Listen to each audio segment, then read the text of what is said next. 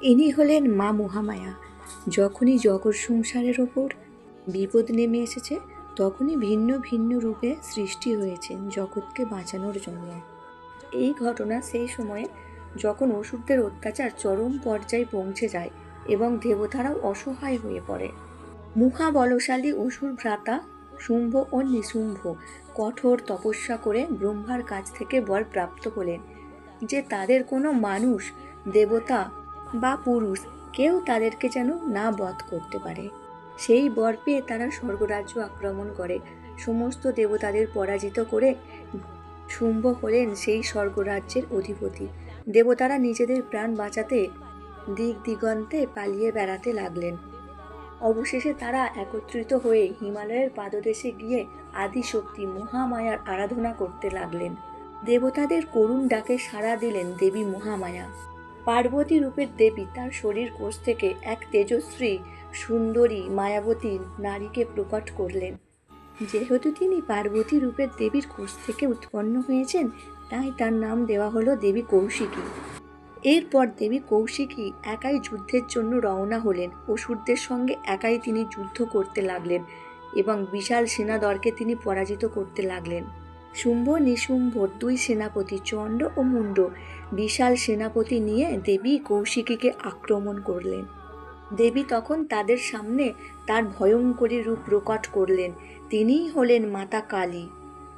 তাঁর গাত্রবর্ণ ছিল ঘোর কৃষ্ণ, চোখ ছিল ভয়ানক, জিভ ছিল রক্তপিপাসু। তিনি ছিলেন দিগম্বরী, তাঁর হাতে ছিলেন খড়গ, গলায় ছিলেন কাটা মুণ্ডর মালা, পরনে ছিল অসুরদের কাটা হাত দিয়ে তৈরি বসন। তার ভয়ঙ্কর হুঙ্কারে 3 লোক পর্যন্ত কেঁপে উঠল। ধূমকেতুর বেগে তাড়া করলেন সমস্ত অসুরদের।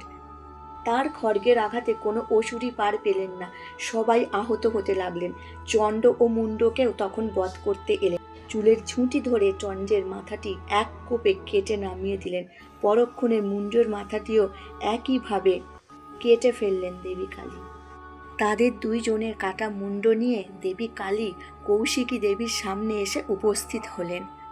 দেবী কৌশিকীর পায়ের কাছে মুণ্ড দুটি রেখে বললেন, হে দেবী, আমি চণ্ড মুণ্ডের মাথা আপনার পায়ে এনে দিলাম। এবার আপনি শুম্ভ নিশুম্ভকে বধ করে এই জগৎ সংসারকে বাঁচান।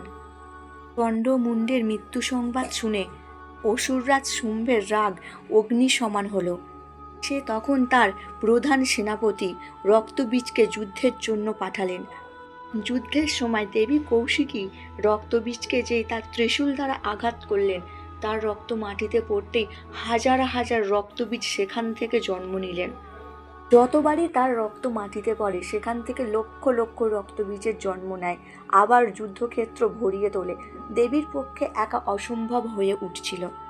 এই ভয়ঙ্কর পরিস্থিতি দেখে দেবী কৌশিকী দেবী কালীকে আহ্বান করলেন ও বললেন, এখন থেকে যখনই আমি রক্তবীজকে পরাজিত করব, 1 ফোঁটা রক্তও তুমি মাটিতে পড়তে দেবে না, তুমি তা পান করে নেবে। দেবী কৌশিকী তখন প্রচণ্ড জোরে রক্তবীজকে আঘাত করতে লাগলেন। 1 ফোঁটা রক্তও দেবী কালী মাটিতে পড়তে দিলেন না। ফলে কোনো নতুন রক্তবীজও সৃষ্টি হলেন না। রক্তবীজকে বধ করার পর মাতা কালী রক্তের নেশায় উন্মত্ত হয়ে এক বিজয় নৃত্য আরম্ভ করলেন। তার এই প্রচণ্ড নৃত্যের কারণে সৃষ্টিতে প্রলয় আরম্ভ হলো।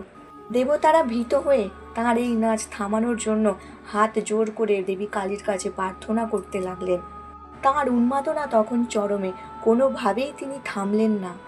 দেবতাদের অনুরোধে স্বয়ং মহাদেব সেই যুদ্ধক্ষেত্রে আসলেন মাতা কালীকে থামানোর জন্য।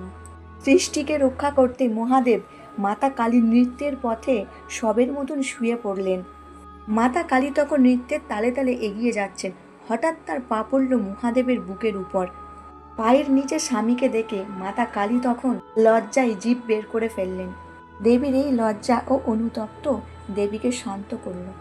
ও অনুতপ্ত হয়ে স্বামীর বুকে পা দিয়ে দাঁড়িয়ে আছে, সেটিই দক্ষিণা কালী রূপে পূজিত হচ্ছে। মাতা কালী হলেন কালের প্রতীক, যিনি সৃষ্টি থেকে অশুভ শক্তিকে ধ্বংস করে বিনাশের পথ থেকে সৃষ্টিকে বাঁচায় এবং সাধারণ মানুষকে আলোর দিশায় ফিরিয়ে আনে।